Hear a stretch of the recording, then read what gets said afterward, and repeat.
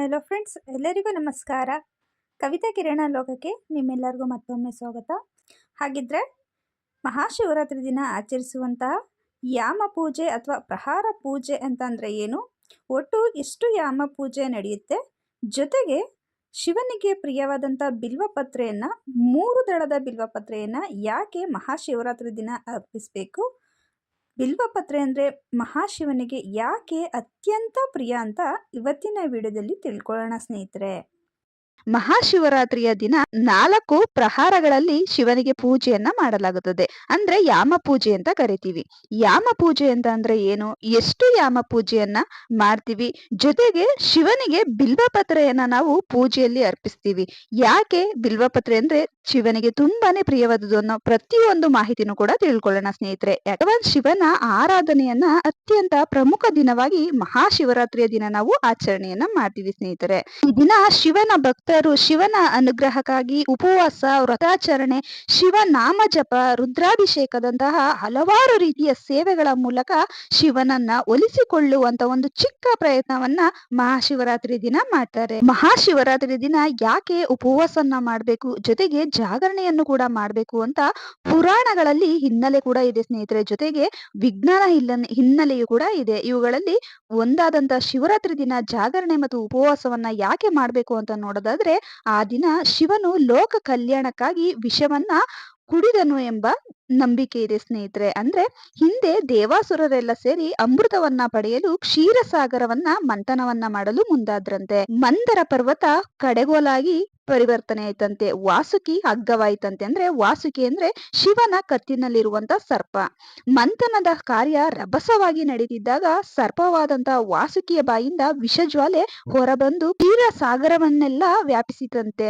ಅದರ ಬಾಧೆಗೆ ಎಲ್ಲರೂ ಕೂಡ ಓಡಿ ಹೋದ್ರಂತೆ. ಶಿವನು ತನ್ನ ಅಂಗೈಯಲ್ಲಿ ವಿಷವನ್ನ ಕುಡಿದನು ಅಂತ ನಂಬಲಾಗಿದೆ. ಕೂಡಲೇ ಪಾರ್ವತಿ ದೇವಿ ಶಿವನ ಕಂಠವನ್ನ ಹೊತ್ತಿ ಹಿಡಿದಳು. ಆಗ ವಿಷವು ಆ ಗಂಟಲಲ್ಲೇ ನಿಂತ್ಕೊಂಡಿತು ಅಂತ ಹೇಳ್ತಾರೆ. ಆ ಗಂಟಲಲ್ಲೇ ನಿಂತಿತಂತೆ. ಅಲ್ಲಿಂದ ಶಿವನು ವಿಷಕಂಠ ಅಥವಾ ನೀಲಕಂಠ ಎಂಬ ಹೆಸರಿನಿಂದ ಕರೆಯಲಾಗಿತ್ತು ಅಂತ ಹೇಳಲಾಗಿದೆ. ಆದ್ರಿಂದ ಆ ದಿನವೇ ಮಾಘ ಕೃಷ್ಣ ಚತುರ್ದಶಿ ಆರಂಭವಾಯಿತು.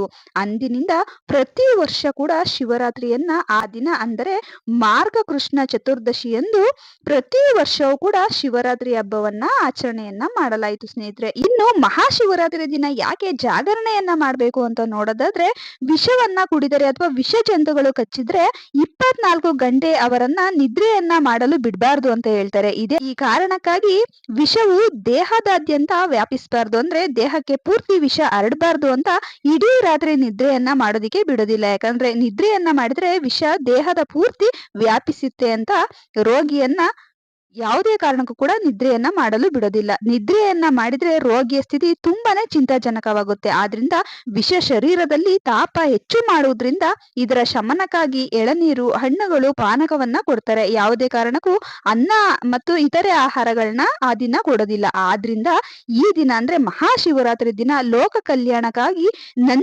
ನಂಜುಂಡನನ್ನು ಸ್ಮರಿಸಿ ಸ್ತುತಿಸುವ ಈ ದಿನವನ್ನೇ ಶಿವರಾತ್ರಿ ಅಂತ ಆಚರಣೆಯನ್ನ ಮಾಡಲಾಗುತ್ತದೆ. ಇದೇ ಕಾರಣಕ್ಕಾಗಿ ಈ ದಿನ ಮಹಾಶಿವರಾತ್ರಿ ದಿನ ಉಪವಾಸವನ್ನ ಮಾಡಬೇಕು, ಜಾಗರಣೆಯನ್ನ ಮಾಡಬೇಕು ಅಂತ ಹೇಳಲಾಗುತ್ತೆ. ನಿಮಗೆ ಗೊತ್ತಿರೋ ಹಾಗೆ ಹಬ್ಬ ಹರಿದಿನ ಅಂದ್ರೆ ಪ್ರತಿಯೊಂದು ಕೂಡ ಇರುತ್ತೆ. ಎಲ್ಲವೂ ಕೂಡ ಇದ್ದು ಯಾವುದನ್ನು ಕೂಡ ನಾವು ಮುಟ್ಟದೆ ಕೂರುವ ಉಪವಾಸವನ್ನ ಮಾಡುವ ದೀಕ್ಷೆ ಸಾಕಷ್ಟು ಶಕ್ತಿಯುತವಾಗಿರುತ್ತಂತೆ. ಇದರಿಂದ ಯಾವುದನ್ನಾದರೂ ಸರಿ ನಾವು ಜೀವನದಲ್ಲಿ ಸಾಧಿಸಬಹುದಾದಂತ ಒಂದು ಆಧ್ಯಾತ್ಮಿಕ ಅಂಶ ನಮ್ಮಲ್ಲಿ ನೆಲೆಸುತ್ತದಂತೆ. ಭಗವಂತನ ಸಾಕ್ಷಾತ್ಕಾರಕ್ಕಾಗಿ ಋಷಿ ಮುನಿಗಳು ಆಹಾರ ನೀರನ್ನ ತ್ಯಜಿಸಿ ತಪಸ್ಸನ್ನ ಮಾಡಿದರಂತೆ. ಹಾಗಾಗಿ ಮುಕ್ಕೋಟಿ ದೇವತೆಗಳು ಬಂದು ಅವರನ್ನ ಪ್ರತ್ಯಕ್ಷವಾಗಿ ಕಂಡರು ಎಂಬ ನಂಬಿಕೆ ಇದೆ. ಆದ್ರಿಂದ ಯಾರೆಲ್ಲ ಒಂದು ಶಿವರಾತ್ರಿಯನ್ನ ಆಚರಣೆಯನ್ನ ಮಾಡಿ ಉಪವಾಸವಿದ್ದು ಜಾಗರಣೆಯನ್ನ ಮಾಡಿ ಶಿವನ ಜಪ ತಪಗಳನ್ನು ಮಾಡುತ್ತಾರೋ ಅವರಿಗೆ ಶಿವನ ಅನುಗ್ರಹ ದೊರೆಯುತ್ತದೆ. ಉಪವಾಸ ಮಾಡುವುದು ಎಂದರೆ ದೇವರಿಗೆ ಹತ್ತಿರವಾಗುವುದು, ದೇವರ ಬಗ್ಗೆ ಚಿಂತಿಸುತ್ತಿರುವುದು ಎಂದು ಅರ್ಥ. ಹೀಗೆ ಆತನ ಧ್ಯಾನದಲ್ಲಿ ಇರುವಾಗ ಊಟ ತಿಂಡಿಯ ಕಡೆ ಗಮನ ಹೋಗ್ಬಾರ್ದು ಅಂತ ಹೇಳ್ತಾರೆ. ಆದ್ರಿಂದ ವಿಶೇಷವಾಗಿ ಮಹಾಶಿವರಾತ್ರಿಯಲ್ಲಿ ಶಿವನಿಗೆ ಪೂಜೆ ಪುನಸ್ಕಾರ ವ್ರತಗಳನ್ನ ಮಾಡಿ ನಿರ್ಜಲ ಉಪವಾಸವನ್ನ ಆಚರಣೆಯನ್ನ ಮಾಡಿ ಜಾಗರಣೆಯನ್ನ ಮಾಡಿದರೆ ಇಷ್ಟಾರ್ಥಗಳು ಬಹು ಬೇಗನೆ ಫಲಿಸುತ್ತೆ ಅಂತ ನಂಬಲಾಗಿದೆ ಸ್ನೇಹಿತರೆ. ಶಿವರಾತ್ರಿ ಎಂದು ಭಕ್ತರು ನೀರಾಹಾರ ವ್ರತವನ್ನ ಕೈಗೊಳ್ಬೇಕು. ಆ ದಿನ ಅಕ್ಕಿ ಗೋಧಿಯಿಂದ ಮಾಡಿದ ಆಹಾರವನ್ನ ಸೇವಿಸಬಾರ್ದು. ಇನ್ನು ನೀರಾಹಾರ ವ್ರತವನ್ನ ಆಚರಿಸುತ್ತಿಲ್ಲ ಅಂದಾದ್ರೆ ಹಾಲು ಹಣ್ಣು ಮಾತ್ರ ಸೇವನೆಯನ್ನ ಮಾಡಿ ಈ ದಿನ ಶಿವಧ್ಯಾನವನ್ನ ಮಾಡುವಂತದ್ದು ಪದ್ಧತಿಯಲ್ಲಿದೆ. ಮುಖ್ಯವಾಗಿ ಮನಸ್ಸು ಏಕಾಗ್ರತೆಯನ್ನ ಹೊಂದಿ ಈ ದಿನ ಪೂಜೆ ಪುನಸ್ಕಾರವನ್ನ ಮಾಡಬೇಕು. ಖಾಲಿ ಹೊಟ್ಟೆಯಿಂದ ಇರಬೇಕು. ಆಧ್ಯಾತ್ಮ ಸಾಧನೆಗೆ ಉಪವಾಸವೇ ಮೊದಲ ಮೆಟ್ಟಿಲು ಅಂತ ಹೇಳಲಾಗುತ್ತೆ ಸ್ನೇಹಿತರೆ. ಇನ್ನು ಶಿವನಿಗೆ 3 ದಳದ ಬಿಲ್ವಪತ್ರೆ ಯಾಕೆ ತುಂಬಾನೇ ಶ್ರೇಷ್ಠ ಅಂತ ನೋಡೋದಾದ್ರೆ, ಯಾರು ನಿರ್ಮಲ ಭಕ್ತಿಯಿಂದ ಶಿವನನ್ನ ಜಪಿಸುತ್ತಾ ಬಿಲ್ವಪತ್ರೆಯನ್ನ ಅರ್ಪಿಸುತ್ತಾರೋ ಅವರ ಜೀವನದಲ್ಲಿ ಪುಣ್ಯವನ್ನ ಪಡೆದುಕೊಳ್ಳುತ್ತಾರೆ ಅಂತ ಹೇಳಲಾಗಿದೆ. ಪ್ರತಿಯೊಂದು ದೇವತೆಗಳಿಗೂ ಕೂಡ ವಿಭಿನ್ನವಾದ ಹೂಗಳು, ಎಲೆಗಳು ಮತ್ತು ಸಿಹಿ ನೈವೇದ್ಯಗಳು ಶ್ರೇಷ್ಠತೆಯನ್ನ ಪಡ್ಕೊಂಡಿದೆ ಸ್ನೇಹಿತರೆ. ಆಯಾ ದೇವರಿಗೆ ಇಷ್ಟವಾದಂತಹ ಹೂವು, ಎಲೆ, ಅಲಂಕಾರ ಮತ್ತು ನೈವೇದ್ಯಗಳನ್ನ ನಾವು ಅರ್ಪಿಸಿ ದೇವತೆಗಳಿಗೆ ಪೂಜೆಯನ್ನ ಸಲ್ಲಿಸ್ತೀವಿ. ಅಂತಹ ವಸ್ತುಗಳಲ್ಲಿ ಶಿವನಿಗೆ ಪ್ರಿಯವಾದದ್ದು ಎಂದರೆ ಬಿಲ್ವಪತ್ರೆ ಮತ್ತು ಭಸ್ಮ.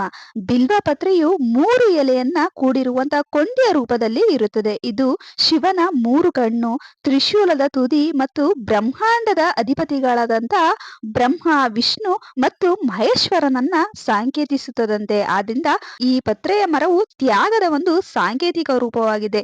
ಇದರ ಎಲೆಗಳು ಅತ್ಯಂತ ಔಷಧೀಯ ಗುಣಗಳನ್ನು ಕೂಡ ಹೊಂದಿದೆ. ಆದ್ರಿಂದ ಬ್ರಹ್ಮ, ವಿಷ್ಣು, ಮಹೇಶ್ವರನ ಸಾಂಕೇತಿಕವಾದ ಮತ್ತೆ ಮುಕ್ಕಣ್ಣನ ರೂಪವಾದ ಬಿಲ್ವಪತ್ರೆ ಅಂದ್ರೆ ಶಿವನಿಗೆ ತುಂಬಾನೇ ಪ್ರಿಯವಾದದ್ದು ಅಂತ ಹೇಳ್ತಾರೆ. ಆದ್ರಿಂದನೇ ಶಿವನ ಪೂಜೆಗೆ ಬಿಲ್ವಪತ್ರೆ ತುಂಬಾನೇ ಶ್ರೇಷ್ಠ ಅಂತ ನಂಬಲಾಗಿದೆ ಸ್ನೇಹಿತರೆ. ಇನ್ನು ಯಾಮ ಪೂಜೆ ಅಂತ ಅಂದ್ರೆ ಏನು ಅಂತ ನೋಡೋದಾದ್ರೆ, ಮಹಾಶಿವರಾತ್ರಿಯ ದಿನ 4 ಪ್ರಹಾರಗಳಲ್ಲಿ ಪೂಜೆಯನ್ನ ಮಾಡಲಾಗುತ್ತದೆ ಸ್ನೇಹಿತರೆ. ಇದಕ್ಕೆ ಯಾಮ ಪೂಜೆ ಅಂತ ಕರಿತೀವಿ. ಒಟ್ಟು ಮಹಾಶಿವರಾತ್ರಿ ದಿನ 4 ಯಾಮ ಪೂಜೆಗಳನ್ನ ಮಾಡ್ತೀವಿ. ಪ್ರತಿ 3 ಗಂಟೆಗಳಿಗೆ ಒಮ್ಮೆ ನಾವು ಒಂದು ಯಾಮ ಪೂಜೆಯನ್ನ ಮಾಡಲಾಗುತ್ತದೆ ಸ್ನೇಹಿತರೆ. ಅದಕ್ಕೆ ತುಂಬಾನೇ ವಿಧಿವಿಧಾನಗಳಿವೆ.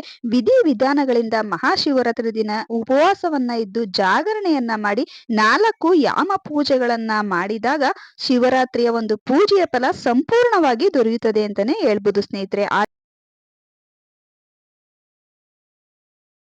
ಇವತ್ತಿನ